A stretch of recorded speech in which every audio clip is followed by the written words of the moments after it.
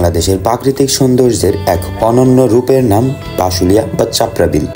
চারিদিকে অবারিত জলরাশি, শতবর্ষী গাছ আর প্রাকৃতিক নির্মল রূপ মিলে এটি যেন এক জীবন্ত ছবির মতো। যারা প্রকৃতিকে ভালোবাসেন তারা একবার এখানে না গেলে সত্যি অনেক কিছু মিস করবেন। তাই আজকে আমরা চলে আসলাম টাঙ্গাইলের বাসুলিয়াতে।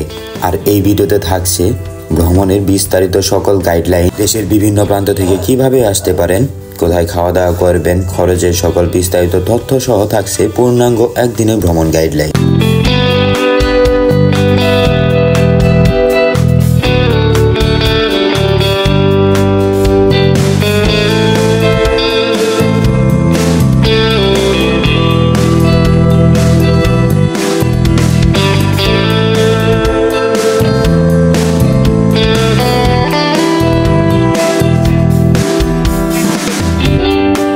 টাঙ্গাইল জেলার বাসাইল উপজেলায় চাপড়া বিলকে স্থানীয়ভাবে বাসুলিয়া বলা হয়। এটি বর্ষাকালে বিশেষ সৌন্দর্যের জন্য বিখ্যাত। বর্ষার সময় চারিদিকে অসীম জলরাশি আর খোলা আকাশ, যা প্রকৃতিপ্রেমীদের মুগ্ধ করে। এখানে শতবর্ষী বিশাল গাছ প্রধান আকর্ষণ। নৌকা ভ্রমণ, পিকনিক আর নিরিবিলি সময় কাটানোর জন্য একটি অসাধারণ স্থান। বর্ষাকালে এর সৌন্দর্য খুলনার হাওর বা ঢাকার আঙ্গুলিয়ার মতো বলে মনে হয়। এখানকার পর্যটন সুবিধা খুব একটা উন্নত নয়, নিরাপত্তা ও প্রয়োজনীয় অবকাঠামোর অভাব রয়েছে। তাই ভ্রমণের আগে ঠিক প্রস্তুতি ও সীমাবদ্ধতা সম্পর্কে জানা জরুরি। বাসুলিয়ার এই চাপড়া বিল বিভিন্নভাবে উপভোগ করতে পারেন। এর মধ্যে নৌকা ভ্রমণ করে বিলের প্রাকৃতিক সৌন্দর্য উপভোগ করতে পারেন। পরিবার ও বন্ধুবান্ধবের সাথে পিকনিক করা, ফটোগ্রাফি ও ভিডিওগ্রাফির জন্য দারুণ একটি লোকেশন হতে পারে এটি। বর্ষার সময় এখানের দিগন্ত বিস্তৃত জলরাশি যেন ছোটখাটো হাওরের মতো মনে হয়। চারিপাশে শুধুই জল আর আকাশ। বিশেষ করে বিলের মাঝখানে দাঁড়িয়ে থাকা শতবর্ষী বিশাল গাছটি এই স্থানের প্রধান আকর্ষণ।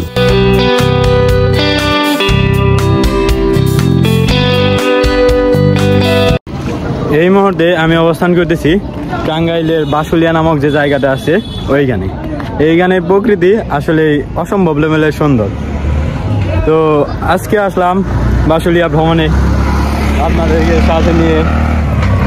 বাসুলিয়া ভ্রমণের সকল বিস্তারিত তথ্য এবং বাসুলিয়ার সকল সৌন্দর্য থাকছে এই ভিডিওতে। বাসুলিয়া ভ্রমণের জন্য এক বিকেলে চলে আসা যায় এই সুন্দর লেক বলবো নাকি বিল, চাপড়া বিল, যেটা বাসুলিয়ার এই বাসাতে। ওই বাসাতে হচ্ছে হিজল গাছ, ওই যে পেছনে হিজল গাছের সৌন্দর্যই আসলে এই বাসুলিয়ার যে মূল সৌন্দর্যতা রয়েছে এই সৌন্দর্যকে অধিক হারে বৃদ্ধি করেছে। বিলের এই স্নিগ্ধ হাওয়া যে কারো মন কেড়ে নিতে খানিকটা সময় নেবে না। রাস্তার পাশ থেকে 300 টাকায় 1 ঘন্টার জন্য একটি ইঞ্জিন চালিত নৌকা রিজার্ভ করে নেই। এই 1 ঘন্টার মধ্যে আমরা ড্রাইভার মামাকে যে পাশটা ঘুরে দেখাতে বলবো, মামা আমাদের ওই পাশটাই ঘুরে দেখাবে।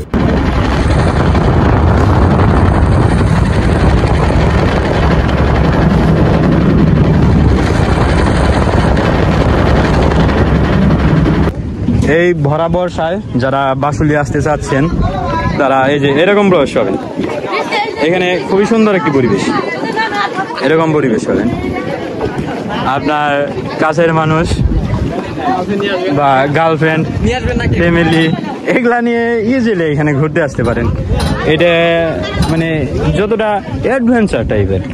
আপনি ওইখানে হচ্ছে আপনার এই সখীপুর এবং এই টাঙ্গাইলের যে রোডটা আছে ওই রোড, ওইখান থেকে আপনি এরকম নৌকা বা ডিঙ্গি নৌকা আর কি লঞ্চ বলে এইদিকে এটাকে, এইগুলা আপনি রিজার্ভ করে আপনারা এই যে লঞ্চগুলো দেখতে পাচ্ছেন এগুলাতে 10-15 জন ইজিলি আসা যাবে। আর এগুলা মামা কত পড়ে, আপনার ভাড়াটা কত পড়ে রিজার্ভ 1 ঘন্টার জন্য? 500, 700, 600 এরকম। আর যেগুলো ছোট আছে আর কি ডিঙ্গি 200, 250 এরকম, 300, হ্যাঁ। বাট ওইটাতে যখন এদিকে ঢুকবে বা এই বাসটাতে আসবে তখন যদি বৃষ্টি নামে সমস্যা, আর এগুলাতে সমস্যা হবে না। আর ওইটাতে রাস্তার ওইখান থেকে ওই ডিঙ্গিতে করে আসতে গেলে ভালোই সময় লাগবে, খানিকটা আধা ঘন্টার মতো। আর আপনারা যদি এই যে লঞ্চগুলো আছে এই লঞ্চগুলোতে করে যদি এই জায়গাতে আসেন তাহলে সময় লাগবে 5 থেকে 7 মিনিট। খুবই সুন্দর। প্রতিদিন শত শত পর্যটক আসে এই বাসুলিয়াতে এবং এই ভরা বর্ষায় বা এই বর্ষাকালে আপনি যদি টাঙ্গাইল ভ্রমণ করতে চান, টাঙ্গাইলের ভিতরে যদি কোথাও ঘুরতে আসতে চান, তাহলে আপনার প্রথম গন্তব্য হবে এই বাসুলিয়া। যারা ঢাকা থেকে এই বাসুলিয়া ভ্রমণের জন্য আসবেন তারা ডিরেক্ট চলে আসতে পারেন গোরাই। ঢাকা থেকে গোরাই চলে আসতে পারেন, গোরাই থেকে আপনারা নলুয়া হয়ে এই বাসুলিয়া চলে আসতে পারেন। আর যারা টাঙ্গাইলের এদিক থেকে আসবেন তারা সখীপুরগামী বা নলুয়াগামী যে কোনো সিএনজি চলে এই রুটে, সিএনজি বা বাইক বা অটো। এই রুটে কোনো বাইক চলে না আর কি। এই যে এরিয়া বাসুলিয়া এরিয়াটা যে আছে এই রুটে কোনো বাস বা এগুলা চাঁদের গাড়ি এগুলা চলে না, জাস্ট সিএনজি বা অটো বা বাইক নিয়ে আসতে পারবেন। তারা চলে আসবেন এই সখীপুর রুটে, নলুয়া রুটে। এই রুটে চলে আসলে আপনার তাদের কাছে এদিকে প্রবেশ করলেই দেখতে পারবেন বাসুলিয়া, বা আপনি যে গাড়িতে আসবেন তাদেরকে বললেই হলো যে বাসুলিয়া ভ্রমণে যাব।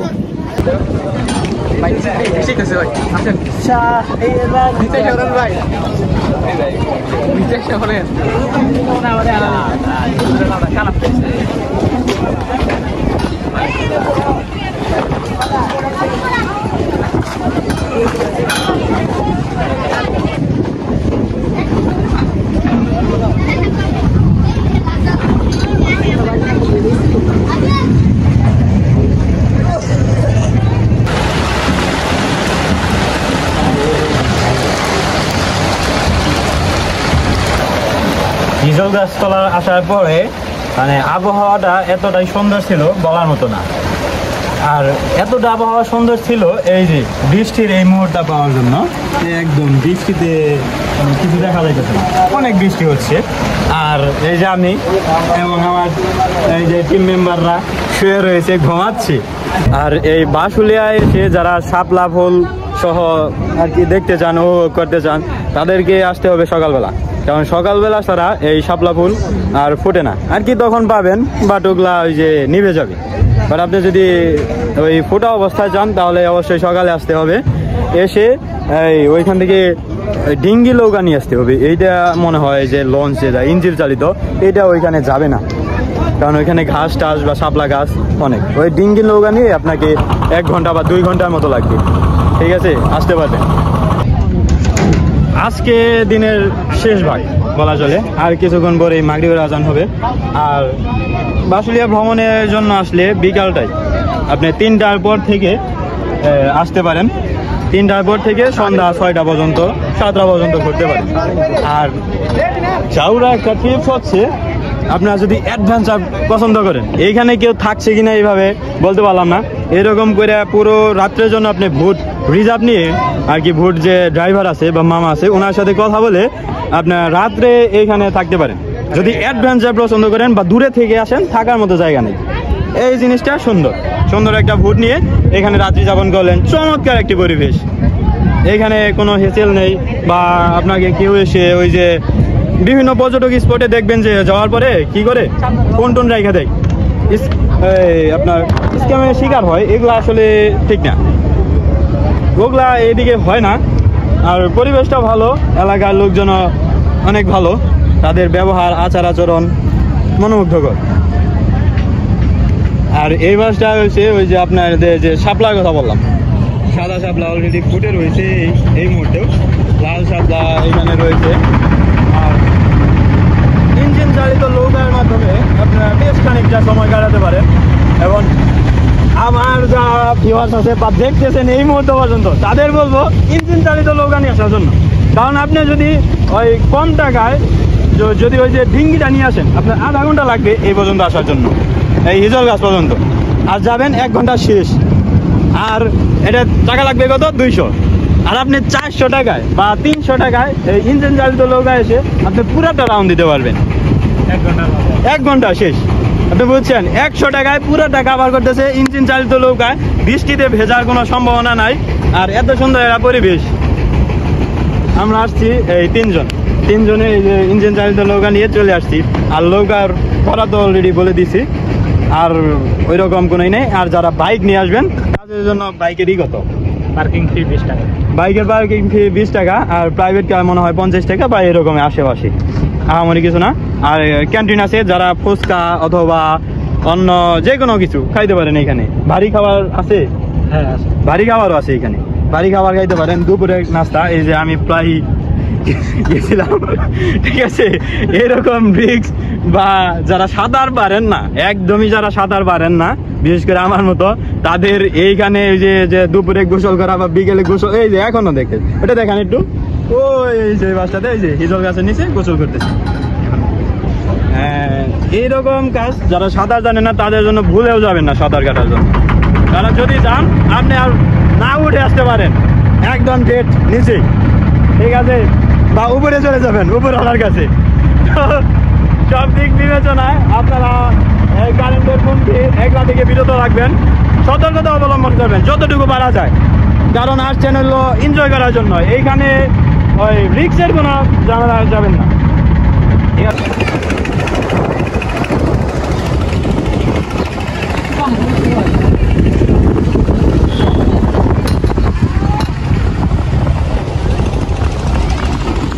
व्यू कैसा है? व्यू कैसा है? व्यू कैसा है?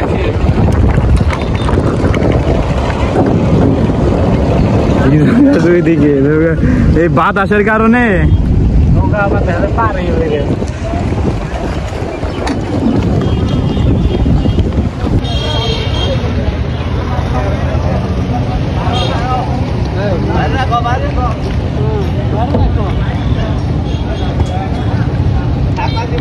প্রকৃতির কোলে নিরিবিলি সময় কাটাতে চাইলে কিংবা নৌকা ভেসে অবারিত জলরাশির সৌন্দর্য উপভোগ করতে চাইলে টাঙ্গাইলের বাসুলিয়া হতে পারে আপনার জন্য আদর্শ স্থান। একবার ঘুরে এলে মন ভরে যাবে প্রাকৃতিক নির্মম সৌন্দর্যে।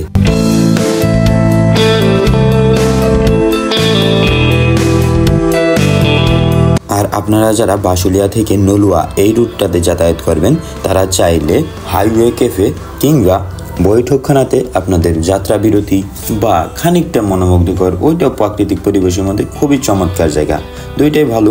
বাট আমার কাছে সব থেকে বৈঠকখানা বেশি ভালো লাগছে। আপনারা চাইলে বৈঠকখানাতে যাত্রা বিরতি বা কফি টফি খেতে পারেন, খুবই সুন্দর জায়গা। আর আজকের মতো ভিডিওটা এখানেই শেষ, দেখা হবে অন্য কোনো নতুন ভিডিওতে।